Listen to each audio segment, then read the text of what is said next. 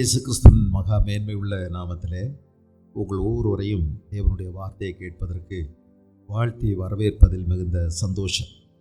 இந்த நாளிலேயும் கர்த்தருடைய வார்த்தையிலிருந்து நாம் தியானிப்பதற்கு நாம் சேர்ந்து அப்போஸ்தலனாகிய பேதுரு எழுதின பொதுவான முதலாம் நிருபத்துக்கு திருப்பிக் கொள்ள உங்களை அன்பாய் கேட்கிறேன். பேதுரு எழுதின முதலாம் கடிதம் 1ஆம் அதிகாரம். பேதுரு எழுதின முதலாம் கடிதம் 1ஆம் அதிகாரம் 3வது 4வது வசனங்களை நாம் கவனிக்க போகிறோம். 3-4. நம்முடைய கர்த்தராகிய இயேசு கிறிஸ்துவின் பிதாவாகிய தேவனுக்கு ஸ்தோத்திரம் உண்டாவதாக. அவர் இயேசு கிறிஸ்து மரித்தோரிலிருந்து எழுந்ததினாலே அழியாததும் மாசற்றதும் வாடாததுமாகிய சுதந்திரத்திற்கு ஏதுவாக ஜீவனுள்ள நம்பிக்கை உண்டாகும்படி தமது மிகுந்த இரக்கத்தின்படியே நம்மை மறுபடியும் ஜெனிப்பித்தார் என எழுதப்பட்டிருக்கிறது.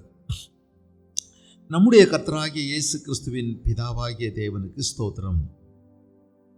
கர்த்தராகிய இயேசு கிறிஸ்து என்ற வார்த்தையை இந்த இடத்துல தான் சேர்த்து பயன்படுத்துகிறார். கர்த்தராகிய இயேசு கிறிஸ்து 3 வார்த்தைகளையும் சேர்த்து சொல்வது இந்த ஒரு இடம் தான். 1 பேதுருவில், 2 பேதுருவில் 2-3 இடங்களில் கர்த்தராகிய இயேசு கிறிஸ்துங்கிற 3 பேரையும் சேர்த்து சொல்லுகிறார். சில இடங்களில் இயேசு கிறிஸ்து, சில இடங்களில் கர்த்தராகிய இயேசு கிறிஸ்து என்று பலரும் பயன்படுத்தி இருக்கிறார்கள். நம்முடைய கர்த்தராகிய இயேசு கிறிஸ்துவின் பிதாவாகிய தேவனுக்கு ஸ்தோத்திரம் உண்டாவதாக. தேவனை ஸ்தோத்திரியுங்கள், மனதார ஸ்தோத்திரியுங்கள். என் ஆத்துமாவே கர்த்தரை ஸ்தோத்திரி, என் முழு உள்ளமே அவருடைய பரிசுத்த நாமத்தை ஸ்தோத்திரி. என் ஆத்துமாவே கர்த்தரை ஸ்தோத்திரி, அவர் செய்த சகல உபகாரங்களையும் மறவாதே அப்படின்னு தன்னைத்தானே ஞாபகப்படுத்தி கொள்ளுகிறார். எழுதுனது யாருன்னு தெரியல, 103வது சங்கீதம். ஆனால் தன்னைத்தானே ஞாபகப்படுத்தி கொள்ளுவது அடிக்கடி அவசியமாக இருக்கிறது. என் ஆத்துமாவே, நான் என்னோடே கூட பேசுகிறேன், என் ஆத்துமாவோடு நான் பேசிக்கொள்ளுகிறேன், நீ மறவாதே, தேவன் செய்த நன்மைகளை மறவாதே என்று சொல்லுகிறது. இங்கே ஒரு பெரிய நன்மை சொல்லப்பட்டிருக்கிறது, கவனித்தீர்களா? நம்முடைய கர்த்தராகிய இயேசு கிறிஸ்துவின் பிதாவாகிய தேவனுக்கு ஸ்தோத்திரம் உண்டாவதாக. இன்னொரு விதமாய் சொன்னால், நம்முடைய கர்த்தராகிய இயேசு கிறிஸ்துவின் பிதாவாகிய தேவனை ஸ்தோத்திரியுங்கள், துதியுங்கள், அவரை பற்றி பெருமையாக பேசுங்கள், அவரை பாராட்டி அவருக்கு கைத்தட்டல் கொடுங்கள், அவருக்கு ஆரவாரம் செய்யுங்கள், அவரை மேன்மைப்படுத்துங்கள், அவரை மகிமைப்படுத்துங்கள் என்று சொல்லுகிறார். யாரை? கர்த்தராகிய ஆண்டவராகிய கர்த்தராகிய இயேசு கிறிஸ்துவின் பிதாவாகிய தேவனை ஸ்தோத்திரியுங்கள். குழப்பம் உண்டாகாது இருக்கட்டும் உங்களுக்கு. நம்முடைய ஆண்டவர் திரியேக தேவன் என்று நாம் அவரை அழைக்கிறோம். வேதத்தில் எங்கேயும் திரியேக தேவன் என்ற வார்த்தையே கிடையாது. ஆனால் பிதா, குமாரன், பரிசுத்த ஆவியானவர் என்று தேவனை 3 ஆழ்த்தத்துவத்தோடு சொல்லப்பட்டிருக்கிறதை நீங்கள் அநேக இடங்களில் படிக்க முடியும். முக்கியமாய் புதிய ஏற்பாட்டில் நீங்கள் பார்க்க முடியும். பழைய ஏற்பாட்டில் பிதாவாகிய தேவனையும் ஆவியானவரையும் குறித்து நீங்கள் அடிக்கடி வாசிக்கலாம். இயேசு கிறிஸ்துவையும் குறித்து நீங்கள் நேரடியாக தெரியாமல் இருக்கலாம். ஆனால் இயேசு கிறிஸ்து பழைய ஏற்பாட்டின் காலத்திலேயே 44 இடங்களிலே அவர் வந்திருக்கிறார். அவருடைய ப்ரீ இன்கார்னேட்டிவ் அப்பியரன்ஸ் என்று அதற்கு பெயர். இந்த பூமியில் மனிதனாக அவதரிப்பதற்கு முந்தைய காட்சிகள். உதாரணமாக, இயேசு கிறிஸ்து ஆபிரகாமுடைய வீட்டிற்கு ஒரு நாள் உச்சி மத்தியான நேரத்தில் வந்தார். அவரோடு கூட 2 தேவதூதர்களும் வந்தார்கள். பின்பு சாப்பிட்டார், பேசினார். அதற்கு பின்பு அந்த 2 தேவதூதர்களையும் சோதோமுக்கு அனுப்பிவிட்டு ஆபிரகாமோடு கூட சில ரகசியங்களை பேசியாக வேண்டும் என்று இயேசு கிறிஸ்து ஆபிரகாமோடு கூட பேசுகிறார். ஆனால் அந்த இடத்துல ஒருவேளை தேவனுடைய தூதனானவர் என்று மரியாதையோடு சொல்லப்பட்டிருக்கிறது. நீங்கள் ஒருவேளை தூதன் என்று நினைத்து கொள்ளலாம். இல்லை, அது வெறும் தூதன் அல்ல, கர்த்தருடைய தூதனானவர் என்று மரியாதையோடு கூட அடைமொழி கொடுத்து சொல்லப்பட்டிருப்பதெல்லாம் இயேசு கிறிஸ்துவே தான். எந்த சந்தேகமும் உங்களுக்கு அவசியமில்லை. இது போல நீங்கள் கிதியோனை பார்க்கலாம். கிதியோனிடத்தில் அவர் கிதியோன் இந்த கோதுமையை கொஞ்சம் களத்தில் போட்டு அவர் அந்த தானியத்தை பிரிச்சுக்கிட்டு இருக்கும்போது போர் அடிச்சுக்கிட்டு இருந்தாருன்னா உங்களுக்கு பிடிக்காது. அவர் போர் அடிச்சுக்கிட்டு இருந்தார், உங்களுக்கு அந்த போருங்கிறது தெரியாது. தானியத்தை பிரித்து கொண்டிருந்தார். உங்களுக்கு இப்போ போர் அடிக்குதான்னு எனக்கு தெரியல. சரி, இப்போ அந்த நேரத்தில் ஒருத்தர் அங்கே உட்கார்ந்துருந்தார். ஒரு கர்வாலி மரத்தின் கீழே ஒருவேளை தலையில் ஒரு துண்டை கட்டிக்கிட்டு, எப்படி வேஷம் பாருங்க, இயேசு கிறிஸ்து கையில் ஒரு கோலை வச்சுக்கிட்டு ஒருத்தர் உட்கார்ந்துருக்கிறார். பார்க்க ஏதோ ஒரு ஒரு பட்டணத்து ஒரு பட்டிக்காட்டு வாசி ஆடு மேய்க்கிறதுக்காக உட்கார்ந்துருக்குவார் போல இருக்கு. அந்த தோற்றத்தில் அவர் இருக்கிறார். ஆனால் அவர் பார்த்துக்கிட்டே இருக்கிறார். இந்த கிதியோனுடைய கண்கள் அடிக்கடி அவரை பார்க்குது. அவர் இவரை பார்த்துக்கிட்டே இருக்கிறார். பார்த்துக்கிட்டே இருக்கிறதுனால தானே கஷ்டமாக இருக்கு இல்லை? அதனால் திருப்பி இப்போவும் என்னை பார்க்குறாரா அப்படின்னு பார்த்தா அப்பவும் பார்த்துக்கிட்டு தான் இருக்கார். கொஞ்ச நேரம் பொறுத்து திடீர்னு இப்படி திரும்பி பார்த்தா அப்பவும் பார்த்துக்கிட்டு இருக்கார். என்னடா என்னையே பார்த்துக்கிட்டு இருக்கிறார் இந்த ஆள், பிரச்சனையாகி போச்சு. இவருக்கு கொஞ்சம் பயமெல்லாம் ஆயிடுச்சு. உளவாளியாக இருப்பாரோ, நாமளே தெரியாமல் ரகசியமாக செஞ்சுக்கிட்டு இருக்கிறத கொண்டு போய் பற்ற வச்சு விட்டார்னா ஐயோ பற்றிக்கிடுமே, பயப்படுறார்.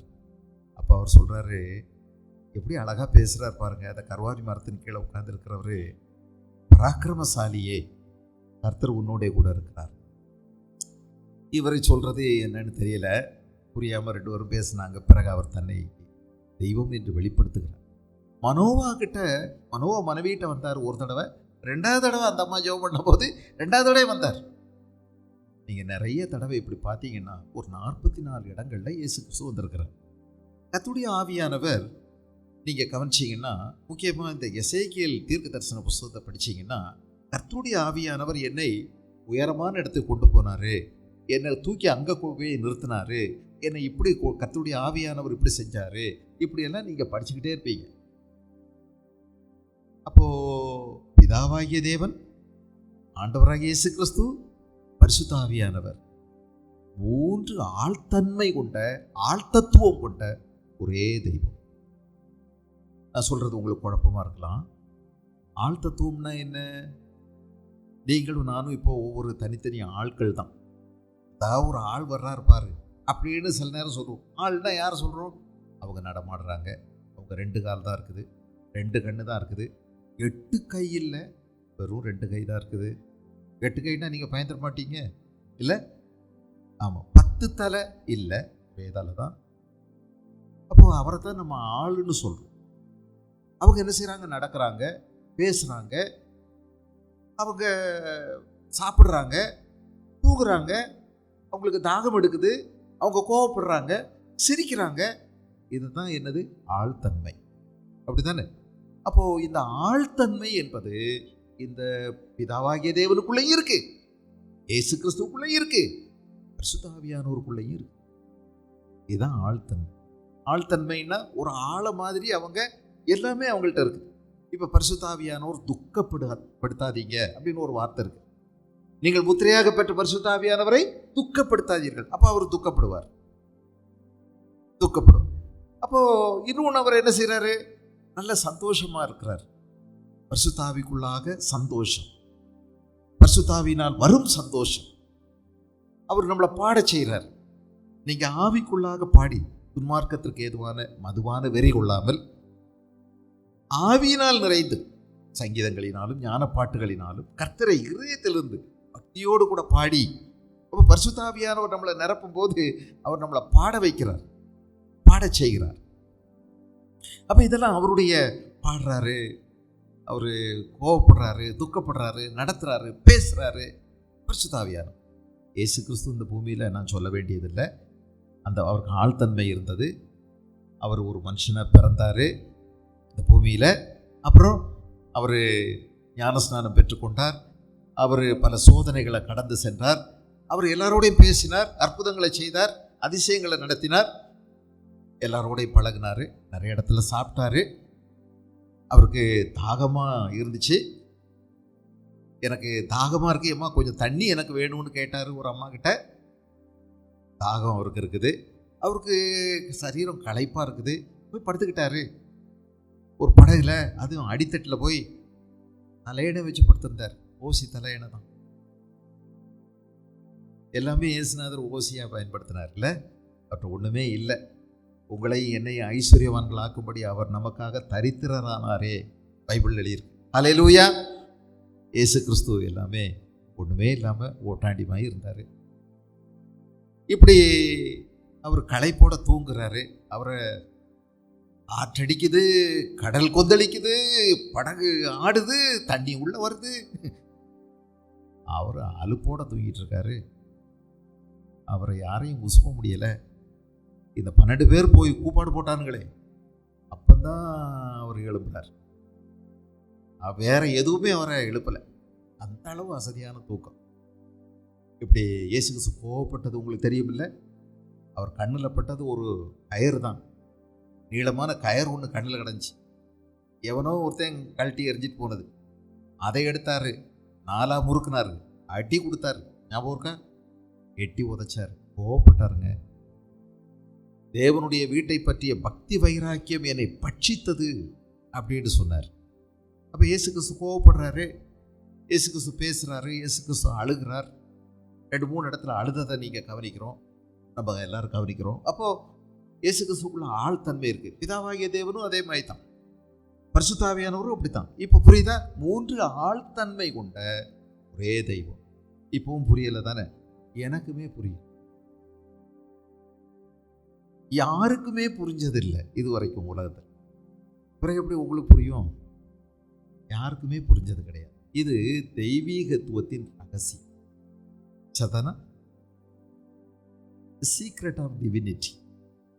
அதனால புரியவே புரியாது. உங்களை என்னையும் நிதானிக்க முடியும். நீங்கள் இப்படியெல்லாம் இருப்பீங்க, நீங்களா இப்படி பேசியிருப்பா ஏன்னா வளவளான்னு பேசுவா, அதனால் பேசியிருப்பா அப்படின்னு கூட நம்ம சொல்லலாம். உங்களை என்னை நிதானிக்க முடியும். நம்முடைய சிந்தனைகளை எல்லாம் யாராவது கவனிச்சுக்கிட்டே இருக்கிறவங்க, இவர் இப்படித்தான் இதில் நடப்பார், பேசுவார் அப்படின்னு. இப்போ என்னை பற்றி நீங்கள் தெரிஞ்சு வச்சுருக்கீங்க. விசுவாசம் என்னன்னா, அவர் இப்படி தான் சொல்லுவார். எதுக்கு அவர்கிட்ட போய் கேட்டுக்கிட்டு கேட்டால் இப்படி தான் சொல்லுவார், நம்ம வாணியில் நம்ம போகலாம் அப்படின்னு எத்தனை பேர் நீங்கள் முடிவு பண்ணுறீங்க? அவருக்கு தெரியாமல் இருக்கிறது தான் நல்லது. தெரிஞ்சால் மைக்கில் போட்டு தள்ளி உளறிட்டு இருப்பார். தெரியாமல் இருக்க சொல்லிட்டியோ, அவர் தெரிஞ்சிருமோ? தெரியாதில்ல, அப்பாடா, எவ்வளோ சந்தோஷமாக இருக்குது எனக்கு தெரியாததுனால. அப்போ என்னை பற்றி உங்களுக்கு எல்லாம் தெரிஞ்சிருக்குது. இவர் மைக்கில் அடிப்பார் அப்படின்னாலும் தெரிஞ்சிருக்கு. ஆனால் இந்த மாதிரி கூட்டி கழித்து ஆண்டவரை நீங்கள் கண்டுபிடிக்கவே முடியும். இதுதான் அவருடைய. இது வரைக்கும் என்னுடைய வாழ்க்கையில், என்னுடைய கிறிஸ்தவ அனுபவத்தில் ஆண்டவரை அறிய வேண்டும் என்ற ஆசையோடு நான் இப்பவும் ஒரு மாணவனை போல படித்து கொண்டே இருக்கிறேன், கற்றுக்கொண்டே இருக்கிறேன். எனக்கு இன்னும் அவருடைய அறிவு ஆச்சரியமாகவே இருக்கிறது. அவருடைய அன்பு ஆச்சரியமாகவே இருக்குது. எனக்கு அவருடைய அன்பை இன்னும் புரியவே முடியாது. மனிதனுடைய சிந்தைக்கு அப்பாற்பட்ட ஒரு பேரன்பது. ஆழமோ நீளமோ அகலமோ உயரமோ அறிய முடியாத, அறிவு கட்டாத, ஆச்சரியமான அவருடைய அன்பை புரியவே முடியாது. அவருடைய ஞானம் பயப்படத்தக்கது, அவருடைய அறிவு பயப்படத்தக்கது, அவர் ஆலோசனையில் ஆச்சரியமானவர். அவருடைய சமாதானமே புரியலைங்க. எல்லா புத்திக்கும் மேலான தெய்வ சமாதானம். Peace that passeth all understanding. புரியவே இல்லையே. எப்படி ஆண்டவரை புரிஞ்சுக்கிட முடியும்? புரிஞ்சுக்கிடவே முடியாது. சரி, உங்களுக்கு புரிய வைக்கிறதுக்கு இப்படி நான் சொல்லட்டுமா? நீங்களும் நானுமே 3 கூறு உள்ளவர்கள் தான். அது உங்களுக்கு தெரியுமா? நமக்கு என்ன? நம்ம யாரு? நம்ம ஆவி, ஆத்மா, சரீரம். நாமும் 3ஆ தான் இருக்கோம். ஆண்டவரும் 3ஆ தான் இருக்காரு, நாமும் 3ஆ தான் இருக்கோம். இப்போ நான் கேட்குறேன், ஆவியையும் ஆத்மாவையும் பிரிச்சிருவீங்களா? பிரிச்சிடலாம். தூக்கு போட்டா பிரிச்சுக்கலாம்.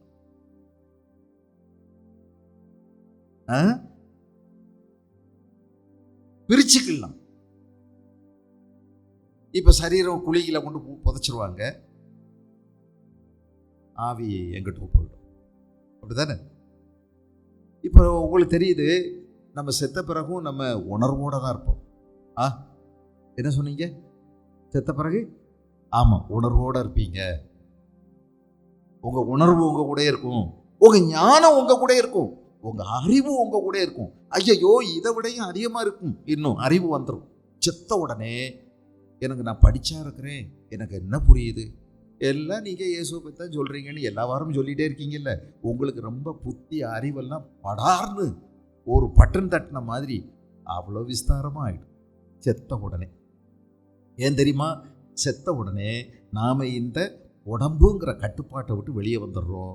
இப்போ இடமோ நேரமோ எல்லா விதமான விற்றுக்கும் அப்பாற்பட்டு நம்ம நடக்க போகிறோம். வேகம், ஐயோ சொல்லி முடியாத வேகம். நீங்கள் நொடியில் அமெரிக்காவில் போய் நிற்கலாம். உங்கள் ஆவியில் அவ்வளோ வேகமாக நீங்கள் பிரயாணம் பண்ணலாம். ஆமாம், இயேசு கிறிஸ்து உயிரோடு வந்தார்ல, உயிரோடு வந்தபோது மூடி இருந்த ஒரு அறைக்குள்ளே அவர் பாட்டுக்கு வந்துட்டார். பார்த்தீங்களா?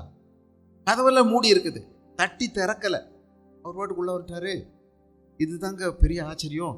உங்களை எதுவுமே தடுக்க முடியாது.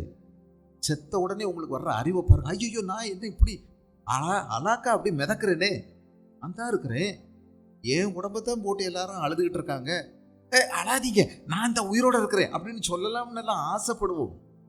ஆனால் சொல்ல முடியும். இதெல்லாம் உண்மை நான் சொல்கிறது. செத்தா தான் புத்தி வருமா, பட்டா தான் புத்தி வருமா, முன்ன பின்ன சுடுகாடு பார்த்துருந்தா தானே அப்படின்னு எல்லாம் சொல்கிறாங்கல்ல. இயேசு கிறிஸ்து எல்லாத்தையும் பார்த்துட்டு வந்து சொல்லிட்டார். அதனால் நான் ரொம்ப நம்புகிறேன், இயேசு கிறிஸ்து பொய் சொல்லாதவர், பொய் உரையாதவர். அவர் எல்லா அனுபவமும் பட்டார். அவர் கீழே பாதாளம் வரைக்கும் போயிட்டார். இறங்கி அவர் மரித்து 3ஆவது நாள் உயிரோடு எழுது. அதனால் அவர் தான் சொல்கிறார். இதெல்லாம் அழகாக சொன்னார். ஒரு நல்ல கதை இல்லை, நிஜம். யார்? ஐஸ்வர்யவான் லாசரு. ரொம்ப அழகாக உண்மையான ஒரு நடந்த சம்பவத்தை அழகாக நமக்கு மன விஸ்தாரத்துக்காக எழுதி கொடுத்துட்டார், சொல்லி கொடுத்தார். அப்போ இறந்த பிறகு எப்படி இருப்பாங்க நல்லா தெரியுதுங்க. புத்தி இருக்குது, அறிவு இருக்குது, எல்லாம் இருக்குது. நம்ம உடம்பு தான் மண்ணுக்கு போகும். ஆக நாம் கூட்டு பெருங்காயம் போல 3 சேர்ந்த முக்கூர் உள்ள மனிதன். சரீரம் நம்ம பார்க்குறோம். உங்கள் ஆத்மாவை நீங்கள் பார்த்தீங்களா? உங்கள் ஆவியை நீங்கள் பார்த்தீங்களா? இல்லையே. சரீரத்தில் வெளியிலையும் சில அவயவங்கள் இருக்கிறது, உள்ளேயும் சில உறுப்புகள் இருக்குது. இதயம் இருக்குது, கல்லீரல் இருக்குது, கணையம் இருக்குது, பித்தப்பை இருக்குது, குடல் இருக்குது, கிட்டி இருக்குது. பல மண்டலங்கள், 7, 8, 9 மண்டலம்னு நினைக்கிறேன் மொத்தம், இல்லையா? 9 தானே. நரம்பு மண்டலம் இருக்குது, பிறகு ஜீரண மண்டலம் இருக்குது, இனப்பெருக்க மண்டலம் இருக்குது, இல்லையா? இப்படி பல எல்லாம். இதெல்லாம் நம்ம கண்ணில் பார்க்க முடியுது. ஆனால் என் ஆவியை, என் ஆத்மாவை பார்க்க முடியல. இந்த பாருங்க, நான் பேசுகிறேன் பாருங்க, இந்த பேசுகிற இந்த மனுஷன் உள்ளுக்குள்ள குடியிருக்கிறான். இந்த சரீரத்துக்குள்ள இதே மாதிரி நிறத்தில், இதே மாதிரி உயரத்தில், இதே மாதிரி பருமனில் ஒரு மனுஷன் மரணத்தில் வெளியே போகிறான். பிரிவு. மரணம் என்றால் பிரிவு. மரணம் என்றால் பிரிவு தான் அர்த்தம். சரிதான? பிரிவு, மரணம். நீ இதை புசிக்கும் நாளிலே சாகவே சாவாய் அப்படின்னு சொன்னார்ல. பிரிவு, செப்பரேஷன். ஆண்டவரை விட்டு விலகிடுவ. அதுதான் நம்ம மரணம்ங்கிறது. உடம்பை விட்டு நம்ம பிரிஞ்சு போகிறோம், மனைவியை விட்டு பிரிகிறோம், புருஷனை விட்டு பிரிகிறோம், பிள்ளையை விட்டு பிரிகிறோம், சொந்த பந்தங்களை விட்டு பிரிகிறோம், உலகத்தை விட்டு பிரிகிறோம். மரணம், பிரிவு. அப்போ உங்க சரீரம் நம்ம பார்க்க முடியுது. ஆவியை பார்த்தோமா, ஆத்மாவை பார்த்தோமா? இல்லை, பார்க்க முடியல. ஆனால் உள்ள இருக்கிறான் ஒரு மனுஷன். அந்த மனுஷன் வெளியே போயிடுவோம். நீங்கள் நல்லா தூங்குறீங்க, சில நேரம் நீங்கள் சொப்பனம் பார்க்குறீங்க இல்லை? சொப்பனங்களில் உங்களுக்கு தெரியுது. யார் பார்க்குறது? உங்கள் உடம்பு நல்லா தூங்குது. உங்கள் பக்கத்தில் ஒருத்தன் கத்தியை வச்சு தீட்டி மார் ஒன்று என்ன பண்ணுறேன்னு சொன்னாலும் உங்களுக்கு தெரியும். ஆனால் நீங்கள் சொப்பனம் பார்த்துக்கிட்டு இருப்பீங்க, இல்லையா? கல்லை தூக்கிட்டு வந்து அப்படியே போடுறதுக்கு ரெடியாக நின்னாலும் உங்களுக்கு தெரியாது. ஆனால் நீங்கள் சொப்பனம் பார்த்துக்கிட்டு இருப்பீங்க. உங்கள் ஆவி ஏதோ வேலை செஞ்சுக்கிட்டு இருக்கு, இல்லை? இந்த உன்னத பாட்டின் புஸ்தகத்தில் எழுதியிருக்குது, நான் நித்திரை செய்தேன், என் ஆவியோ விழித்திருந்தது அப்படின்னு வருது. அப்போ நம்ம எல்லாம் முக்கூர் உள்ள. சரி, இந்த ஆவினா என்ன, ஆத்மா என்ன, எனக்கு இதெல்லாம் தெரியாதுங்க, எங்கே இருக்குதுன்னு சரியா. இதை எப்படி கோடு போட்டு துண்டு துண்டாக வெட்டி உங்கள்கிட்ட காமிக்கிறதுன்னு எனக்கு இதுவரைக்கும் தெரியாது. சிலர் காமிக்கிறேங்காங்க, இதுதான் ஆவி, இதுதான் ஆத்மான்னு. எனக்கு ஒன்று மட்டும் தெரியுது. என்ன தெரியுமா? நம்முடைய அறிவு தங்கி இருக்கிற ஒரு இடம் இருக்கு, நம்முடைய உணர்வு தங்கி இருக்கிற ஒரு இடம் இருக்கு. உணர்வுகள் இருக்கிறது, அறிவுன்னு ஒன்று இருக்கு இல்லையா? அறிவு உணர்வு தங்கி இருக்கிற ஒரு இடம் இருக்கு. இது போக இன்னொன்று இருக்குதுங்க, மனசாட்சின்னு ஒன்று இருக்கு, தெய்வ சிந்தைன்னு ஒன்று இருக்கு. பாருங்க, புரியுதுங்களா? மனுஷனுடைய ஆவி கர்த்தர் தந்த தீபமாக இருக்கிறது. அது நமக்குள்ள இருந்து சரியது தவறியது என்று நமக்கு உணர்த்துகிறது. கர்த்தர் என் ஆவியோடு கூட பேசினார். நம்முடைய ஆவியுடனே பரிசுத்த ஆவியானோர் பேசுகிறார். அப்போ ஆத்மானா என்ன? உணர்வும் அறிவும் தங்கி இருக்கிற ஒரு இடம். ஆவினா என்ன? கர்த்தர் ஊதுனது, நமக்குள்ள இருக்கக்கூடிய ஒரு நித்தியம், அழியாமை. அது தெய்வ உணர்வை நமக்கு கொடுக்குது, தெய்வ சிந்தையை கொடுக்குது. ஐயோ நீ செய்யற தப்பு, மேல ஒருவர் உன்னை பார்த்துக்கிட்டு இருக்கிறாரு, ஒரு நாள் நீ கணக்கு கொடுக்கணும், இது நீ செய்யறதெல்லாம் தப்பு, நீ என்னைக்காவது கண்டுபிடிக்கப்படுவ, இப்படியெல்லாம் சொல்லும் போது அதெல்லாம் கிடையாதுன்னு சொல்லி நம்ம தொடச்சி தூர போட்டு போற மாதிரி நம்ம போறோம்ல. ஆவி, ஆத்மா, சரி. இப்ப நீங்க யோசித்துக்கிடுங்க, தெய்வமும் 3 ஆழ்தன்மை உள்ள ஒரு பிதாவாகிய தேவன், குமாரனாகிய தேவன், பரிசுத்த ஆவியாகிய தேவன். சூரியனை நீங்க பாக்குறீங்க. சூரியன்ல என்னென்னமோ நம்ம இது வரைக்கும் 3 இதாக பார்க்கறோம். சூரியன்ல இருந்து வெளிச்சம் வருது. வேற என்ன வருது? சூரியன்ல இருந்து சக்தி கிடைக்குது. சூரியன்ல இருந்து வெளிச்சம் மட்டும் இல்ல, சூரியன்ல இருந்து சக்தி உண்டாகுது. எதுக்கு? தாவரங்களுக்கு சக்தியா அதை மாற்றுது. நம்முடைய உடம்பும் சூரிய வெளிச்சம் வேணும் நமக்கு. காலையில இருந்து சாயங்காலம் வரைக்கும் உள்ள சூரிய வெளிச்சம் நமக்கும் தேவைங்க. அவ்வப்போ கொஞ்சம் கொஞ்சம் 10 நிமிஷம் போயிட்டு வாங்க அடிக்கடி. சும்மா எப்பவும் நிழல் தேடி உட்கார்ந்துருந்தீங்கன்னா உங்க உடம்பும் கொஞ்ச நாள்ல ஒண்ணுக்காக போயிடும். வெயில் படணும், வெயில் தேவை. காலையிலே பிறந்த குழந்தைய கொண்டு போய் காமிங்க வெயில்ல, அங்க கொஞ்சம் சத்து உண்டாகும்னு சொல்றாங்களா இல்லையா? அந்த அந்த மேல இருக்கக்கூடிய அந்த தோல் அதை சக்தியாக நல்ல சத்தாக மாற்றிக்கொள்ளும். அதன் மூலமா சில நோய்கள் அத்து போயிடுது. பிறந்த நிறைய குழந்தைகளுக்கு மஞ்சளா இருக்கும், காமால மாதிரி. இது மாறுறதுக்கு என்னதான் செய்ய சொல்றாங்க? வெயில்ல வைங்க, இளம் வெயில்ல வைங்க அப்படின்னு சொல்றாங்க. மேலை நாடுகள்லாம் வெயில் அதிகமாக இல்லாத நாடுகளில் சன்பாத்துன்னு சொல்லி வெயிலுக்காக அம்புட்டு சட்டையும் தூக்கி தூர போட்டுட்டு அவங்க பாட்டுக்கு வெயிலுக்காக வெளியில உருண்டுட்டு கிடக்குறாங்க. நம்மளை மாதிரி இந்த மாதிரி ஒரு ப்ரௌன் தோல் கிடைச்சதுன்னா அவங்களுக்கு ரொம்ப சந்தோஷம். ப்ரௌன் தோல் வேணும் அப்படின்னு நம்மளை பார்த்து பொறாமப்படுறாங்க. வெள்ளை வெள்ளையேன்னு இருக்கு அந்த தோல், ரத்த ஓட்டம் இல்லாத மாதிரி. அவங்க சூரிய வெளிச்சத்துக்காக அவ்வளோ ஏங்குறாங்க. நமக்கு சூரிய வெளிச்சம் இம்புட்டு அடிக்குது, நம்ம பதுங்குறோம். கொஞ்சம் சூரிய வெளிச்சம் உங்கள் உடம்புக்கு நல்லது, நிறைய நோய் எதிர்ப்பு சக்தி உங்களுக்கு கிடைச்சிடும். அதனால் போங்க கொஞ்சம் வெயிலில், சும்மா தெரிகிறதல்ல, விவரமாக வேலையை ஏதாவது பாருங்க.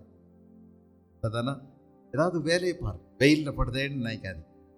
காலையிலேருந்து சாயங்காலம் வரைக்கும் உள்ள அந்த வெயில் தாவரங்களுக்கு பல பல ஸ்டெப்ஸில், பல பல விதங்களில் அதுக்கு உதவிகரமாக இருக்குது. சூரியன்லேருந்து வெளிச்சம் மட்டும் இல்லை, சக்தி மட்டும் இல்லை, சக்திகள் நல்ல மட்டும் இல்லை, சூரிய சக்தியை வச்சு நம்ம நிறைய விஷயங்களை சாதனை செய்கிறோம் இல்லைங்களா? சூரிய சக்தி, சோலார், நமக்கு சூரிய சக்தியில் வெளிச்சம் ஓட்ட முடியும், நிறைய விஷயங்களை கண்டுபிடிக்க முடியும், அதை நீங்கள் எரிசக்தியை பயன்படுத்த முடியும். இதே மாதிரி ஒரே சூரியன் தான், அதில் 3மே வெளிப்படுது. வெளிச்சமும் இருக்குது, வெப்பமும் இருக்குது. வெளிச்சம் இருக்குது, வெப்பம் இருக்குது, சக்தி இருக்குது. இதே போல தான் ஆண்டவர் ஒருவர் தான், ஒரே தேவன், ஒரே தேவன். நீங்கள் தனித்தனியாக பிக்க பார்க்காதீங்க. பிதாவாகிய தேவன், அறுத்து கூறு போட்டு இதெல்லாம் பிதாவாகிய தேவன், குமாரனாகிய கிறிஸ்து இவ்வளவுதான், பரிசுத்த ஆவியானவர் இவ்வளவு அப்படின்னு நினச்சிடாதீங்க. பழைய ஏற்பாட்டில் இருந்தெல்லாம் பிதாவாகிய தேவன், நடுவில் இருக்கிற சுவிசேஷம் இயேசு கிறிஸ்து, இப்போ பரிசுத்த ஆவியானவர். இப்படியெல்லாம் கூறு போடுற இந்த வேலையை செய்யாதீங்க, கூறு போடவே முடியாது. நாம் ஒன்றாக இருக்கிறது போல இயேசு கிறிஸ்து சொன்னாரா இல்லையா? 17வது அதிகாரம் யோவான் எழுதின சுவிசேஷத்தில், பிதாவே நாம் ஒன்றாக இருக்கிறது போல இவர்களும் ஒன்றாக இருக்கணும். அப்படின்னா என்ன? இன்செப்பரபிள் யூனிட்டி, பிரிக்க முடியாத ஒரு மிகப்பெரிய ஐக்கியத்தில் அவங்க இருக்காங்க. பிதாவாகிய தேவன், குமாரனாகிய கிறிஸ்து, பரிசுத்த ஆவியார் பிரிக்கவே முடியாது. யாராவது பிரிச்சு பேசுனாங்கன்னா அந்த உபதேசத்தை கேட்டுறாதீங்க. அவங்க கோமாளி பிரசங்கியார், அந்த பிரசங்கத்தை போய் கேட்டுட்டு இருக்காது. இது பிதாவாகிய தேவன் படைப்பின் ஆண்டவர், இது ரட்சிப்பின் ஆண்டவர், இது நடத்து, இதை மாதிரி திருமூர்த்திகளை பற்றி பேசிகிட்டு இருந்தாங்கன்னா நீங்கள் அதை கேட்காதீங்க. அதுதானா ஒவ்வொரு விஷயத்துலையும் இந்த 3 ஆள் தத்துவம் உள்ள தெய்வம் 3 பேரும் இணைஞ்சு செஞ்சுருக்காங்க. படைப்பானாலும் சரி, மனுஷன் நடத்துறதுனாலும் சரி, ரட்சிப்பானாலும் சரி, எல்லா விஷயத்திலும். இங்கே நீங்கள் பிதாவாகிய தேவனை ஸ்தோத்திரியுங்கள், பாராட்டுங்கள், கைதட்டி அவரை ஆர்ப்பரித்து துதிப்பாடுங்கள், ஆராதியுங்கள், அப்படிதான் சொல்லியிருக்கு. நம்முடைய கர்த்தராகிய இயேசு கிறிஸ்துவின் பிதாவாகிய தேவனுக்கு ஸ்தோத்திரம் உண்டாவதாக. அப்போ இயேசு கிறிஸ்துவ அப்பான்னு சொல்றது சின்ன பிள்ளைகளுக்கு சொல்லிக் கொடுக்கலாம். ஆனால் இயேசு கிறிஸ்துவின் பிதாவாகிய தேவன் வந்திருக்கு. நல்லா கவனிச்சிங்களா?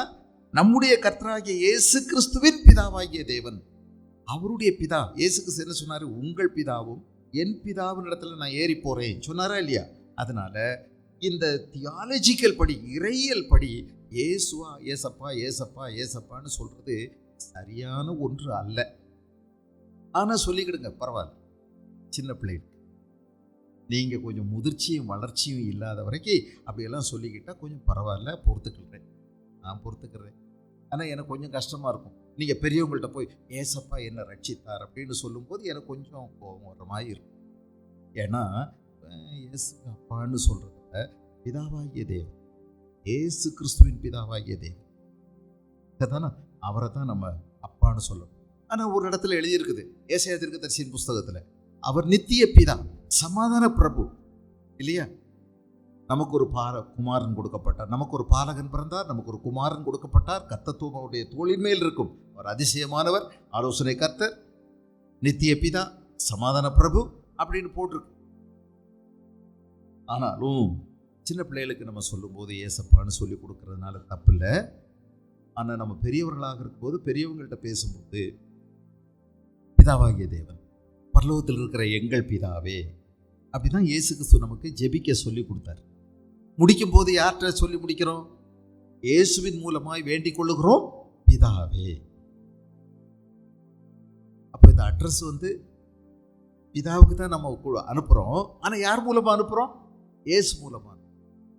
இயேசு தான் நமக்கும் பிதாவுக்கும் இடையில மத்தியஸ்தர். புரிஞ்சுக்கிட சிரமமா இருக்கலாம், பரவாயில்ல. விசுவாசி, அவர்தான் புதிய உடன்படிக்கையின் மத்தியஸ்தர். தேவன் ஒருவரே, மனுஷனுக்கும் தேவனுக்கும் இடையில மத்தியஸ்தர் ஒருவரே, அவரே நம்முடைய கர்த்தராகிய இயேசு கிறிஸ்து. அதனால இதெல்லாம் உங்களுக்கு புரிஞ்சாலும் சரி, புரியாட்டியும் சரி, இது புரிகிறதெல்லாம் கொஞ்சம் சிரமமான விஷயம்தான், பரவாயில்லை. விசுவாசியுங்கள், அவ்வளோதான். தேவன் 3 ஆழ்த்தத்துவம் உள்ள ஒரு தேவன். அவரை நம்ம எல்லாரும் சரிவர புரிஞ்சுக்கிடவே முடியாது.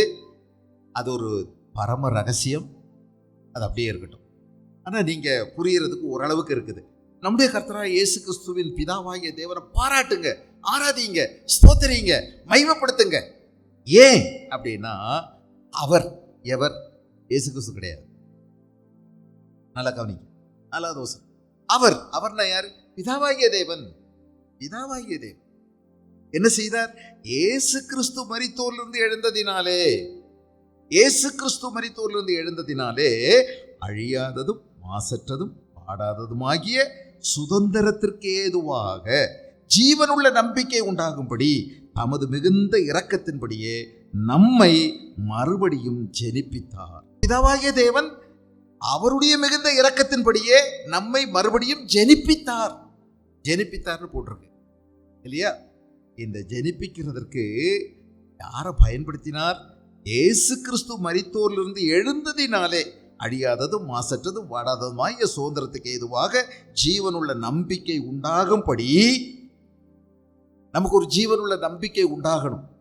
நமக்கு ஒரு நல்ல சுதந்திரம், சொத்துரிமைக்கு சொத்து நமக்கு இயேசு கிறிஸ்து மூலமா அவர் மரித்தோரிலிருந்து உயிரோடு எழுந்ததுனால நமக்கு சொத்து கிடைச்சது. என்ன சொத்து? அழியாதது, மாசற்றது, வாடாதது, அப்படிப்பட்ட ஒரு சொத்து நமக்கு கிடைச்சிருக்குது. அந்த சொத்து நமக்கு கிடைக்கும் அப்படிங்கிற ஒரு நம்பிக்கையை நமக்கு உண்டாகும்படி இயேசு பிதாவாகிய தேவன் நம்மை மறுபடியும் ஜெனிப்பித்தார். அப்ப பிதாவாகிய தேவன் என்ன செய்தார்? மறுபடியும் ஜெனிப்பித்தார். எதனால? அவருடைய மிகுந்த இரக்கத்தினால. அவருடைய மிகுந்த இரக்கத்தினால என்ன செய்தார்? இயேசு அனுப்பி வச்சார் இந்த பூமியில. இயேசு என்ன செய்தார்?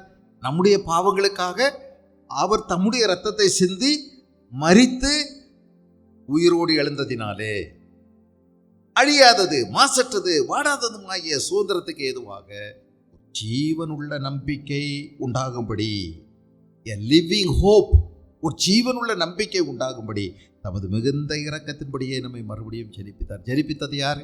பிதாவாகிய தேவன். யாரை கொண்டு? இயேசு கிறிஸ்துவை கொண்டு. எப்படி? அவருடைய மிகுந்த இரக்கத்தினாலே. எதுக்காக இந்த ஜெனிப்பித்தார்? ஒரு பெரிய சொத்துக்கு உரிமையாளராக நீங்க மாறுவதற்கு. அந்த சொத்துக்கு உரிமையாளராக நீங்க மாறும்போது இப்போ உடனே கிடைச்சிருச்சா? முழுசா நமக்கு கிடைக்கல. அது எப்படி நமக்கு உண்மை உள்ளதா மாறுது? அது எப்படி பிகம்ஸ் ரியாலிட்டி அப்படின்னா, ஒரு ஜீவனுள்ள நம்பிக்கையினால். ஜீவனுள்ள நம்பிக்கைங்கிறது ஒரு பூத கண்ணாடி மாதிரி. பூத கண்ணாடி வழியா நீங்க தூரத்துல இருக்கிறத பார்க்குறீங்க. அப்படி பார்க்கும்போது, ஆமா, எனக்குன்னு ஒரு ஆண்டவர் நிறைய விஷயங்களை வச்சிருக்கிறாரு, அதனால நான் விடக்கூடாது. என்னுடைய ஓட்டத்தை வெறித்தனமாக இன்னும் நான் தொடரணும். உலகத்திலிருந்து வரக்கூடிய கவர்ச்சி, உலகம் கொடுக்கக்கூடிய ஆசாபாசங்கள், உலக மனிதர்கள் கொடுக்கிற தத்துவங்கள், உலக மனிதர்களுடைய போதனைகள், கவர்ச்சிகள், இன்பங்கள், ரசனைகள், இவைகளை எல்லாம் தள்ளிட்டு தூரத்தில் பார்த்தா தெரியுதே, ஆமாம் எனக்கு இருக்குது அந்த நம்பிக்கை. அந்த நம்பிக்கையினால நான் தொடர்ந்து ஓடணும். இது ஒரு ஜீவனுள்ள நம்பிக்கை, செத்த நம்பிக்கை அல்ல. இந்த நம்பிக்கை ஒருபோதும் என்னை வெட்கப்படுத்தாது. இது ஜீவனுள்ள நம்பிக்கைங்க. இது ஜீவனுள்ள நம்பிக்கை. இது உங்களை வெட்கப்படுத்தாது. ஆபிரகாம் இதெல்லாம் தூரத்தில் பார்த்தார். தூரத்தில் பார்த்து அதை நம்பி அணைத்து கொண்டார். அதான் சொல்றேன், இது பூத கண்ணாடி, மைக்ரோஸ்கோப் மாதிரி, டெலஸ்கோப் மாதிரி தூரத்தில் இருக்கிறத இந்த நம்பிக்கை நமக்கு காண்பிக்கிறது. இருக்கு, இயேசு சொல்லி இருக்கிறார், நான் அந்த நம்பிக்கையோடு நடக்கிறேன், எனக்கு தெரியுது. விசுவாசமானது நம்பப்படுகிறவைகளின் உறுதியும் காணப்படாதவைகளின் நிச்சயமா இருக்கிறது. அப்ப நிறைய விஷயங்களை நான் பார்க்கிறேன், நான் நம்புறேன், என் ஆவியில நான் அதை உணர்றேன். காரணம் என்ன? எனக்கு இருக்கிற ஒரு ஜீவனுள்ள நம்பிக்கை. இந்த ஜீவனுள்ள நம்பிக்கை எப்படி வந்துச்சு? இயேசு கிறிஸ்து உயிரோடு எழுந்தார், மரித்ததிலிருந்து உயிரோடு எழுந்தார். அவர் செத்தவர், 3வது நாள் அடக்கம் பண்ணப்பட்டு அவர் 3வது நாள் உயிரோடு எழுந்தார். அடக்கம் பண்ணப்பட்டுங்கிற ஒரு வார்த்தை திரும்ப திரும்ப வருது பார்த்தீங்களா? மரித்து அடக்கம் பண்ணப்பட்டு கல்லறையில் வச்சு மூடிட்டாங்க. 3 நாள் கழிச்சு அவங்க ஒரு மரியாதை கொடுக்கணுமே அப்படின்னு சொல்லி ரொம்ப அன்புக்குரியவங்க போய் கொஞ்ச நேரம் அழுதுட்டு வரலாம்னு போனாங்க. இன்னும் கொஞ்சம் வாசனை திரவியங்களை போட்டு அழுதுட்டு வரலாம், தாங்க முடியாத துக்கத்தினால அழுதுட்டு வரலாம்னு தான் போனாங்க. கல்லறையில் போய் மாலை போட்டு பால் ஊற்றி கும்பிடறதுக்கல்ல, அவன் ஆன்னு வாயை பிளந்துக்கிட்டே இருப்பான். நீங்கள் ஊற்றலாம்னு நினைக்காதீங்க. அப்படி ஊற்றி பயங்கர ஆடை நிறைய பேர் மயக்கம் அடிச்செல்லாம் விழுந்திருக்காங்க. ஓட்டை போட்டு அவருக்கு பால் ஊற்றலாம்னு குழியில் ஓட்டை போட்டு இங்கேருந்து பால் ஊற்றி அங்கேருந்து வந்த வாடையில் ஊற்றிட்டு இருந்தவன் மல்லாக்க விழுந்து அவன் பட்ட பாடெல்லாம் பெரிய கதையாக இருக்குது. அதனால் போய் பால் ஊத்துறேம்னெல்லாம் போகாதீங்க. அவ்வளோதான், வாழ்க்கை முடிஞ்சது. ஒரு நல்லடக்கம் செய்ய வேண்டியது தான், அதுதான் நம்முடைய கடமை. அதுக்கு பிறகு முடிஞ்சால் ஒரு கல்லறை கட்டிக்கலாம், அவ்வளோதான், வேற ஒன்றுமே இல்லை. மற்றபடி அவர்களுக்காக ஆண்டவருக்காக வாழ்ந்துருந்தா சந்தோஷப்படுங்க. ஆண்டவரை விட்டுட்டு போயிருந்தாங்கன்னா ஒரு துக்கம் நம்முடைய நெஞ்சில் இருந்துக்கிட்டே இருக்கும். ஐயோ, இப்படி இழந்துட்டாங்களே, நித்தியத்தை இழந்துட்டாங்களே, நம்ம கூட இருந்தோம், பல முறை ஆராதனைக்கு வந்தோம், கடைசியில் இப்படி ஆண்டவரை விட்டுட்டாங்களே, நித்திய ஜீவனை இழந்துட்டாங்களே, ஐயோ தவற விட்டுட்டாங்களே நித்தியத்தை. அந்த துக்கம் நமக்குள்ளே இருக்கணும், அவ்வளவுதான். ஒன்று சந்தோஷம் அல்லது துக்கம், வேற ஒன்றும் அங்கே செய்கிறதுக்கு இல்லை. ஆனால் இதை விட்டுட்டு வேற நம்ம தவறாக செஞ்சிடக்கூடாது. அஞ்ஞானிகளை மாதிரி செஞ்சுட்டு அப்புறம் பேய் உங்கள் வீட்டுக்கு அதே மாதிரி ஆள் ரூபத்தில் வந்துடும். அப்புறம் பாயசமும் வடையும் கேட்கும் உங்ககிட்ட. அப்புறம் எனக்கு வேட்டி சேலை எடுத்து வையின்னு கேட்கும். நீங்கள் மாட்டிக்கிடுவீங்க அதுக்கிட்ட. அப்படியே பேசும் அதே சுரத்தில். நீங்கள் மாட்டிக்கிடுவீங்க, நீங்கள் நம்புவீங்க.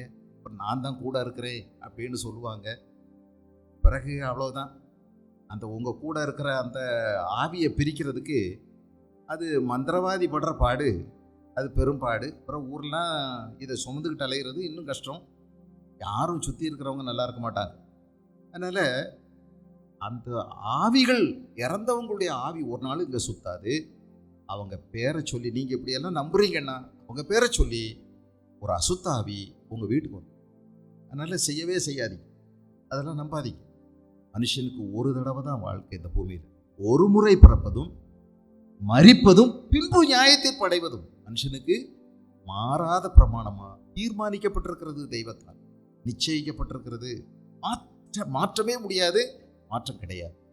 அதனால யாருமே இங்கே சுத்தவே மாட்டாங்க. சுத்திட்டு இருந்தாங்கன்னா எத்தனை பேர் வெட்டி கொண்டிருக்காங்க, கல்லை தூக்கி போட்டெல்லாம் கொண்டிருக்காங்க.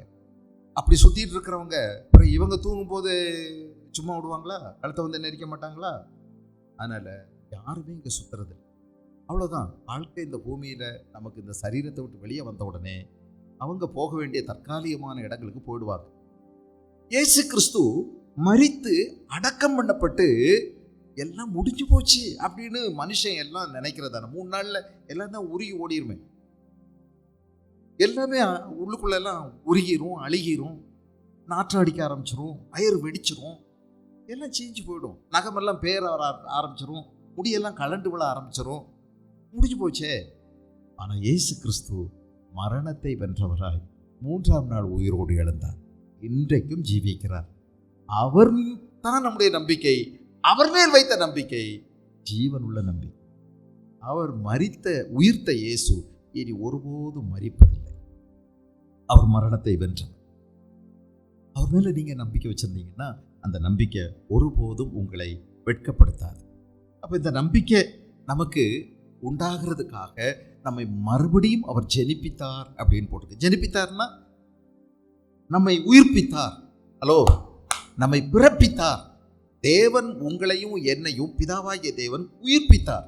இயேசு கிறிஸ்துவனுடைய மரணம் உயிர்த்தெழுதலினாலே நமக்கு ஒரு பெரிய நித்தியமான பெரிய சொத்துரிமைக்கு நாம் உரியவர்களாக மாறும் பொருட்டு நம்மை மறுபடியும் ஜெனிப்பித்தார், உயிர்ப்பித்தார். நம்மை மறுபடியும் நம்மை பிறக்க வைத்தார்.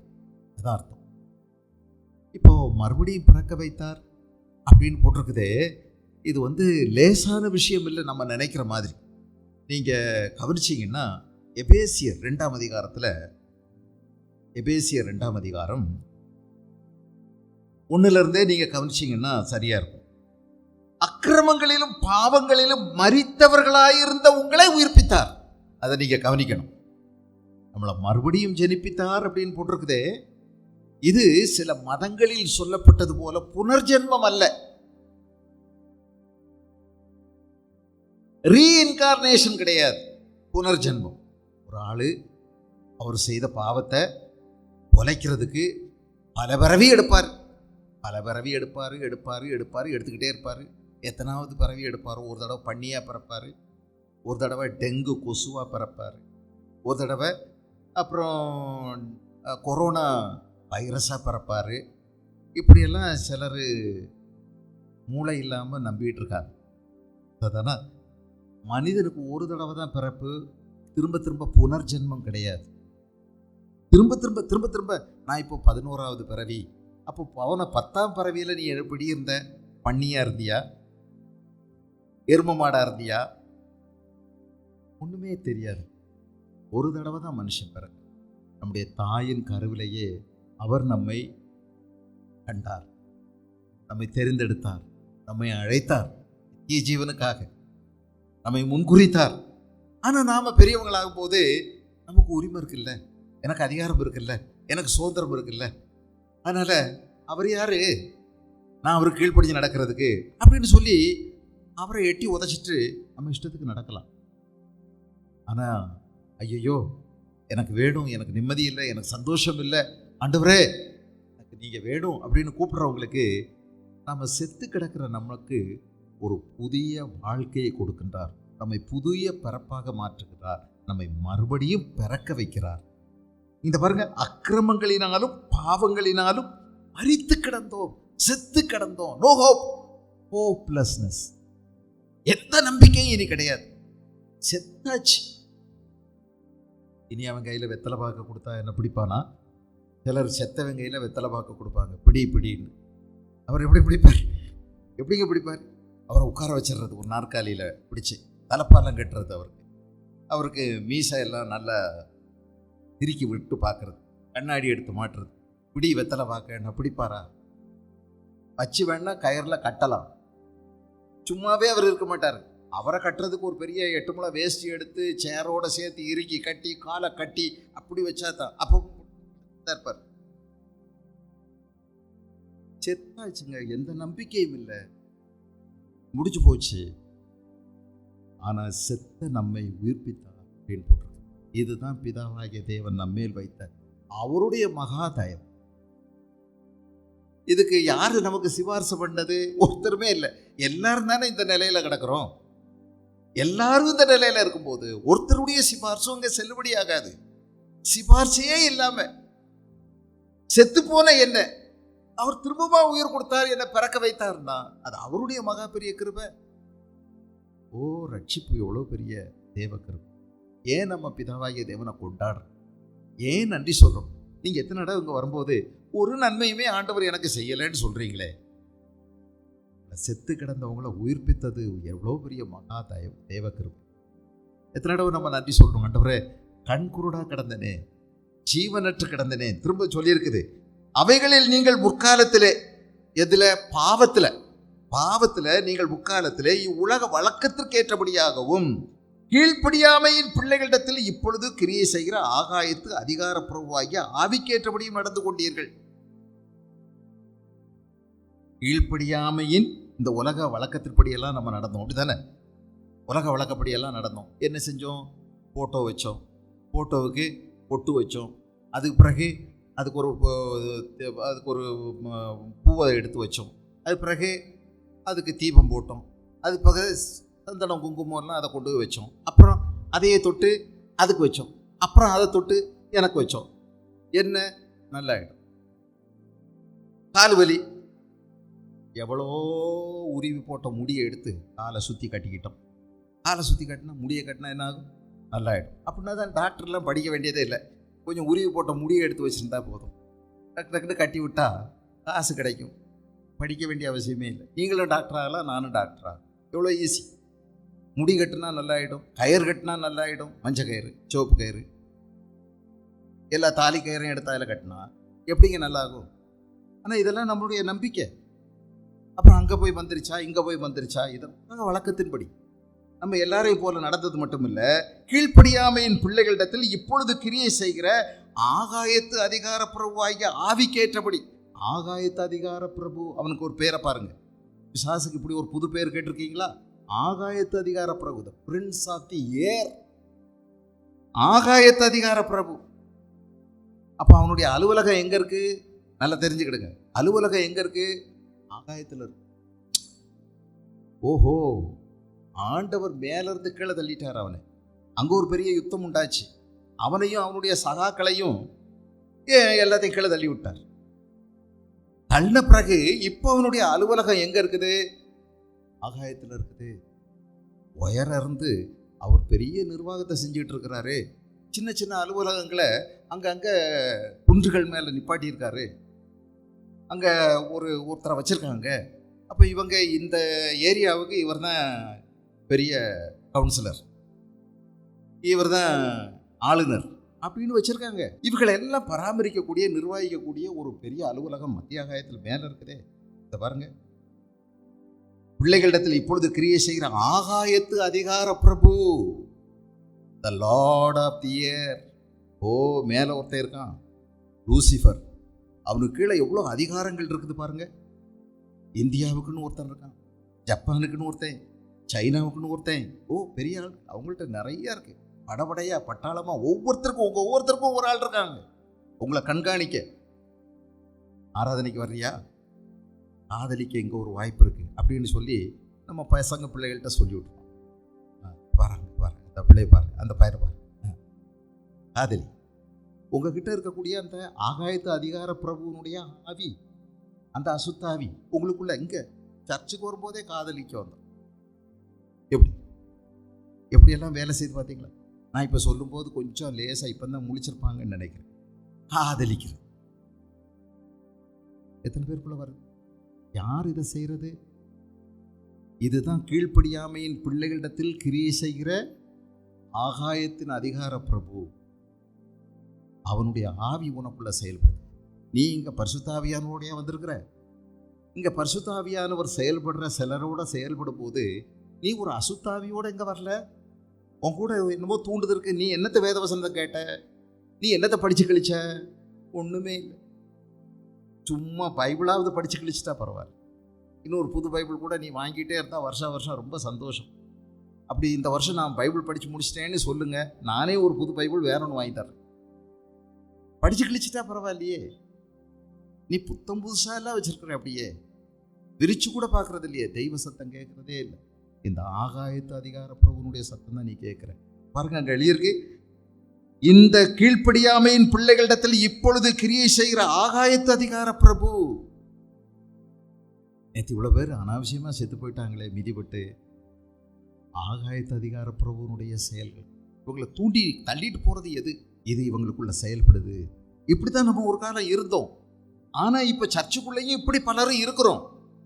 அவர்களுக்குள்ளே நாம் எல்லாரும் மற்ற எல்லாரையும் போல முற்காலத்திலே நமது மாமிச இச்சையின்படியே நடந்து நமது மாமிசமும் மனசும் விரும்பினவைகளை செய்து சுபாவத்தினாலே மற்றவர்களை போல கோபாக்கனையின் பிள்ளைகளாயிருந்தோம். தேவ கோபத்தின் கீழ் அடைபட்டு கிடந்தோம். நமக்கு நரகம்தான் முத்திரை செய்யப்பட்டிருந்தது. நீ நரகத்துக்கு தான் அப்படின்னு சொல்லி விதி எழுதப்பட்டிருந்தது. நம்ம எல்லாரும் கோபாக்கனையின் பிள்ளைகளா இருந்தோம். தேவனுடைய கோபத்திற்கு கீழே வந்துட்டோம். தேவனோ பிதாவாகிய தேவன் இரக்கத்தில் ஐஸ்வர்யம் உள்ளவராய் நம்மில் அன்பு கூர்ந்த தம்முடைய மிகுந்த அன்பினாலே, என் நீதினால் அல்ல, என் பக்தினால் அல்ல, என் புத்தினால் அல்ல, எங்க அம்மா ஜெபத்தினால் அல்ல, எங்க அப்பாவோ ஜெபத்தினால் அல்ல, தேவன் நம்மேல் வைத்த தம்முடைய மிகுந்த கிருபையினாலே அக்கிரமங்களில் மரித்தவர்களாயிருந்த நம்மை கிறிஸ்துவுடனே கூட உயிர்ப்பித்தார். கிருபையினாலே ரட்சிக்கப்பட்டீர்கள். ஹல்லேலூயா. கிருபையினாலே ரட்சிக்கப்பட்டீர்கள். தேவன் உயிர்ப்பித்தார். உங்களுக்கு செத்த உங்களுக்கு ஒரு உயிர்ப்பிச்சை கொடுத்தார். புது ஜீவன் கொடுத்தார். புது வாழ்வை கொடுத்தார். நம்மை மறுபடியும் பிறக்க செய்தார். அவ்வளோ பெரிய சந்தோஷம். எனக்கு ஒண்ணுமே வேண்டாங்க, இந்த பெரிய புண்ணியம் எனக்கு பிதாவாகிய தேவன் செய்தார். நீங்க என்ன சொல்லுங்க? ஆண்டவரை கொண்டாடுங்க. என் ஆத்துமாவை கர்த்தரை, அவர் என்ன நரகாக்கினேன் என்று என்னை ரட்சித்தார், காப்பாத்தினார். ஐயோ, நான் செத்து மூழ்கிட்டு இருந்தேன், ஒண்ணுமே என்னால முடியல. என்ன ஒருத்தர் வந்து தூக்குறார், என்னை தூக்குறார், என்னை காப்பாற்றினார், எனக்கு உயிர் கொடு. நான் ஒரு நாள் தொலைஞ்சு போயிட்டேன், என்ன நானே வித்துட்டேன். என் கடனை கொடுத்து என்னையே நான் மீட்டுக்கொள்ள என்னால் முடியலை. இயேசு கிறிஸ்து தன்னுடைய இரத்தத்தை மீட்பின் பொருளாய் கொடுத்து அவர் என்னை மீட்டு கொண்டார், நமக்கு சொந்தமாய் மீட்டு கொண்டார். எனக்கு எவ்வளோ பெரிய வாழ்க்கை. நான் அடிமையாக கிடந்தேன், இயேசு கிறிஸ்து என்னை விடுதலை ஆக்கினார். நான் குருடனா இருந்தேன், இயேசு கிறிஸ்து என் கண்களை திறந்தார். இயேசு நமக்கு கொடுத்த ரட்சிப்பு பெரிய பெரிய மேன்மையான மகா பெரிய புண்ணியம் நமக்கு கிடைச்சது. அதுக்காக அவரை கொண்டாடுறோம். நான் கிறிஸ்து இயேசுவுக்குள் அவருடைய வைத்த தயவினாலே தம்முடைய கிருபையின் மகா மேன்மையான ஐஸ்வர்யத்தை வருங்காலிலே விளங்கச் செய்வதற்காக கிறிஸ்து இயேசுவுக்குள் நம்மை அவரோட கூட எழுப்பி உன்னதங்களில் அவரோட கூட உட்காரவும் செய்தார். என்ன ஆச்சரியம்! அவர் நம்மை மறுபடியும் உயிரோட கொண்டு வந்தார். நிக்கோதேம்னு ஒரு மனுஷன், அவன் ராத்திரி நேரம் இயேசுநாதர்கிட்ட வந்தான். அவன் வயசு 40க்கு மேலே இருந்துச்சு. அவன்கிட்ட சொன்னார், நீ மறுபடியும் பிறக்கணும் அப்படின்னு சொன்னார். அவனுக்கு பெரிய புரியாமல் போயிடுச்சு, பெரிய பிரச்சனையாயிடுச்சு, குழப்பமாயிடுச்சு. அது எப்படி, நான் தான் பிறந்துட்டேனே, எப்படி இனி போய் எங்கள் அம்மா வயிற்றில் நான் 2வது பிறக்க முடியும், எனக்கு வயசு வேற இப்படி ஆயிடுச்சு. என்னங்க இயேசுநாதரே, நீங்கள் புரியாமல் சொல்கிறீங்களா, என்ன வேணும்னு என்னை கிண்டல் பண்ணுறீங்களா அப்படின்னெல்லாம் அவருக்கு புது புது குழப்பம். இயேசு கிறிஸ்து திரும்பவும் சொன்னார், இல்லை, நீ மறுபடியும் பிறக்கணும்னு நான் உனக்கு சொன்னதை பற்றி நீ ரொம்ப சந்தேகப்படுற, ஆச்சரியப்படுற, குழப்பம் அடைகிற. ஒருவன் ஜலத்தினாலும் ஆவியினாலும் புறவாவிட்டால் தேவனுடைய ராஜ்யத்தை காண மாட்டான். ஒருவன் ஜலத்தினாலும் ஆவியினாலும் பிரபாவிட்டால் தேவனுடைய ராஜ்யத்துக்குள் பிரவேசிக்கவும் மாட்டான், காணவும் மாட்டான். எப்படி அப்படின்னா, திரும்ப அம்மா வயிற்றுல போய் இல்லை, அப்படி பிறக்க முடியாது. ஒரு தடவை அந்த பிறப்பு முடிஞ்சது, மறுபடியும் பிறப்பது இது தேவனால் பிறப்பது. எப்படி தேவனால் பிறப்பது? ஆவியினாலும் ஜலத்தினாலும் பிறப்பது. ஆவினா என்ன, ஜலம்னா என்ன? தண்ணி உங்களை உயிர்ப்பிக்காது. தேவனுடைய வார்த்தைக்கு ஒரு பெயர் இருக்குது. தேவனுடைய வசனம் நம்மை உயிர்ப்பிக்கிறது. இல்லை, தண்ணிக்கு எப்படி உயிர் கொடுக்கக்கூடிய ஒரு சக்தி இருக்குதோ, தேவனுடைய வார்த்தையும் வல்லமை உள்ளது. அது ஜீவன் உள்ளது. அது அந்த விதை, அது ஜீவனை கொடுக்கும். பாருங்க, இந்த 1 பேதுருவிலே 1ஆம் அதிகாரத்திலேயே பேதுரு எழுதுகிற ஒரு வார்த்தையை கவனிக்க. அதே அதிகாரத்தினுடைய கடைசியில், அழிவுள்ள வித்தினாலே அல்ல, 23, என்றென்றைக்கும் நிற்கிறதும் ஜீவன் உள்ளதுமான தேவவசனமாகிய அழிவில்லாத வித்தினாலே மறுபடியும் ஜெனிப்பிக்கப்பட்டீர்களே. தண்ணியின் ஒன்னே நீங்க என்ன நினைச்சிடக்கூடாது, தண்ணியில முங்கிட்டா நமக்கு மறுஜென்மம் கிடைச்சிருச்சு அப்படின்னு நினைச்சிடாதீங்க. அது சும்மா ஒரு அடையாளம், அது வெளிப்பிரகாரமான ஒரு உடன்படிக்கை, அது நம்ம ஊர் உலகத்துக்கு சொல்ற ஒரு சாட்சி, அது தேவனுடைய கட்டளைக்கு நாம கீழ்ப்படிவது, அது ஒரு சுத்த மனசாட்சிக்கான ஒரு அடையாளம், அவ்வளவுதான். ஆனால் நீங்கள் உயிர்ப்பிக்கப்படுவது தேவனுடைய வார்த்தையினாலும் தேவனுடைய ஆவியினால் உயிர்ப்பிக்கப்படுகிறீர்கள். பிதாவாகிய தேவன் அவருடைய வார்த்தையை கொண்டு அவருடைய ஆவியினால் நம்மை உயிர்ப்பிக்க. ஞானஸ்நானம் எடுக்காட்டியும் நீங்க பரலோகம் போகலாம். அதுக்காக நீ ஞானஸ்நானம் எடுக்காமலே நீங்க வேடிக்கை காமிக்கலாம்னு நினைக்கப்படாது. ஞானஸ்நானம் எடுக்கிறதுக்கு வாய்ப்பு இல்லாவிட்டாலும் பரலோகம் போகலாம், ரட்சிக்கப்பட்டிருந்தான், மறுபடியும் பிறந்திருந்தான். ஆனால் உனக்கு வாய்ப்பு இருக்கும்போது கட்டாயம் எடுத்துக்கொள்ள வேண்டும், அது தள்ளி போடக்கூடாது. ஞானஸ்நானம் தேவனுடைய ஒரு நீதி, அது தள்ளி போடக்கூடாது. தண்ணி இருக்குதே, தடை என்ன? ஒண்ணுமே தடை இல்லை. நீ இயேசு கிறிஸ்துவை விசுவாசித்தால் ஒரு தடையும் இல்லை, அப்பவே எடுத்துக்கொள்ள வேண்டும். நம்ம ஞானஸ்நானம் அது ரட்சிப்பின் பேக்கேஜில் இருக்கு. ஆனால் ஞானஸ்நானத்தினால நீ மறுபடியும் பிறக்கலை. நீ மறுபடியும் பிறந்ததுக்கு அடையாளமாக ஞானஸ்நானம் எடுத்துக்கொள்ளுங்க. ஒரு ஜலத்தினாலும் ஆவியினாலும் பிரபாவிட்டால் என்பது, ஜலம் என்பது தண்ணியை குறிக்கல, தேவனுடைய வார்த்தையை குறிக்கல. தேவனுடைய வார்த்தை தான் ஜீவன் உள்ளது, அழிவுள்ள வித்தினால் அல்ல. நம்ம அப்பா அம்மாலாம் நம்மளை உருவாக்குனது வித்துனால தான். நம்ம உருவானோம், அப்பா அம்மா 2 பேர் வேணும் நாம் பிறக்கிறதுக்கு. அதுதான் அவங்க போட்டது தான் வித்து. அந்த வித்து அழிவுள்ள வித்து, காலி. ஒரு நாள் நம்ம மண்டையை போட்டுருவோம். ஆனால் அழிவில்லாத வித்து தேவனுடைய வார்த்தை. எழுதியிருப்பாருங்க, ஜீவன் உள்ளதுமான, என்றைக்கும் நிற்கிறதும் ஜீவன் உள்ளதுமாகிய தேவவசனமாகிய அழிவில்லாத வித்தினாலே மறுபடியும் ஜெனிப்பிக்கப்பட்டிருக்கிறீர்களே. கர்த்தருடைய வசனமோ என்றைக்கும் நிலைத்திருக்கும். எல்லாம் மற்றெல்லாம் போயிடும், தேவனுடைய வார்த்தை நிலைத்து நிற்கும். நீங்கள் கர்த்தருடைய வார்த்தையினால் அழியாத வித்தினால் மறுபடியும் ஜெனிப்பிக்கப்பட்டீர்களே. இது புரியுமா? காற்றானது தனக்கு இஷ்டமான இடத்துலேருந்து இஷ்டமான இடத்துக்கு வீசுது, அதை நம்ம பார்க்க முடியாது, உணரலாம். இது போலதான் நீங்களும் மறுபடியும் பிறக்கிறத உங்கள் விஞ்ஞான சிந்தையில் நீங்கள் கூட்டி கழித்து அறிய முடியாது, அனுபவிக்கலாம். கிறிஸ்தவம் என்பது அனுபவம். கிறிஸ்தவம் என்பது அனுபவம். மதம் மாறுறதில்லை, மதம் மாறுறதில்லை. இது நீ இயேசுவின் ரத்தத்தினால் கழுவப்பட்டாய் என்பது உனக்கு தெரியும். நீ மறுபடியும் பிறந்திருக்கிறங்கிறது உனக்கு நல்லா புரியும். உன் குடம் மாறிடுது, உன் பழைய காரியங்கள் எல்லாம் மாறிடுது, சகலமும் புதிதாகிறது. நீ யோசித்து பாருங்க, பிதாவாகிய தேவனுக்கு எவ்வளவு நன்றி சொல்லணும். அவர் நம்மை மறுபடியும் ஜெனிப்பித்தார். எதுக்கு? ஒரு ஜீவனுள்ள நம்பிக்கைக்காக. ஜீவனுள்ள நம்பிக்கை. அந்த நம்பிக்கை என்ன சொல்லுது? உனக்காக அழியாததும் மாசற்றதும் வாடாததும் ஆகிய சொத்து இருக்குதப்பா.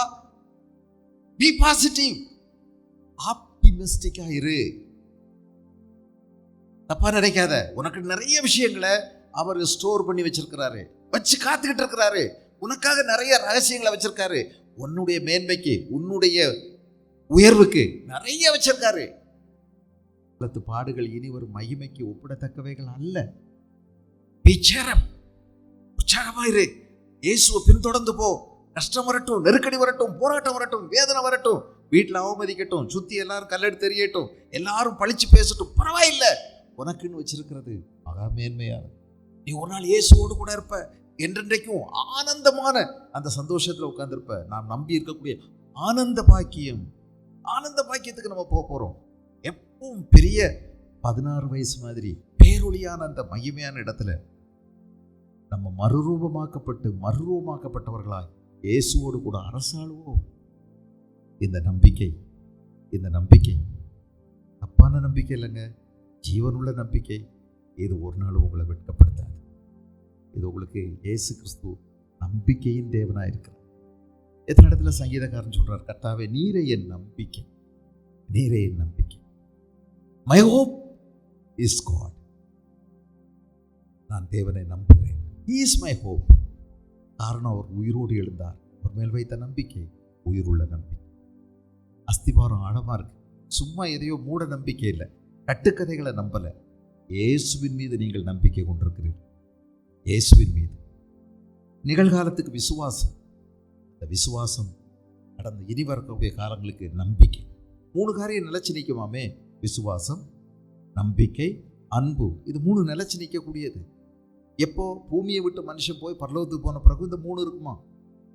உங்க ஜபம்லாம் நின்றுடும். நம்ம இப்போ செய்யக்கூடிய பிரசங்கம்லாம் நின்று போயிடும். பலதும் இருக்கு. ஆத்மாதாயம் செய்கிறதெல்லாம் நின்று போயிடும். சண்டே கிளாஸ் நடத்துறதெல்லாம் நின்று போயிடும். ஆனால் இந்த 3 நிலைச்சு நிற்கும்: விசுவாசம், நம்பிக்கை, அன்பு. இவைகளில் அன்பே பெரியது. ஆண்டவர் நமக்கு உதவி செய்யட்டும். இதுக்காக நீங்கள் நன்றி சொல்கிறீங்களா? சில விஷயங்கள் நீங்கள் தெரிஞ்சிருப்பீங்க. இந்த அந்தகார லோகாதிபதி, ஆகாயத்தில் செயல்படுகிற அதிகார பிரபு, ஜாக்கிரதையாக இருங்க. அதுதான் இப்போ எல்லார்கிட்டையும் வேலை செஞ்சுக்கிட்டு இருக்கு. நீங்கள் அதிலிருந்து விழிப்பாருங்க. தேவனுக்கு பிரியமாக வாழ்வது, இந்த நம்பிக்கை கொண்டிருக்கிறவங்க அவர் சுத்தமுள்ளவராக இருக்கிறது போல தன்னையும் சுத்திகரித்துக் கொள்ளுகிறான். இந்த நம்பிக்கை உங்களை சுத்திகரிக்கிறதுக்கு உதவி செய்யும். அவர் பரிசுத்தராக இருக்கிறது போல நீங்களும் பரிசுத்தராய் நடக்க உங்களை உற்சாகப்படுத்தும், மோட்டிவேட் பண்ணும், உற்சாகம் அது என்கரேஜ் பண்ணும். ஆண்டவருடைய சமூகத்தில் அவர் மேலே வச்சிருக்கக்கூடிய நம்பிக்கையை நம்ம உறுதிப்படுத்திக்கலாம்.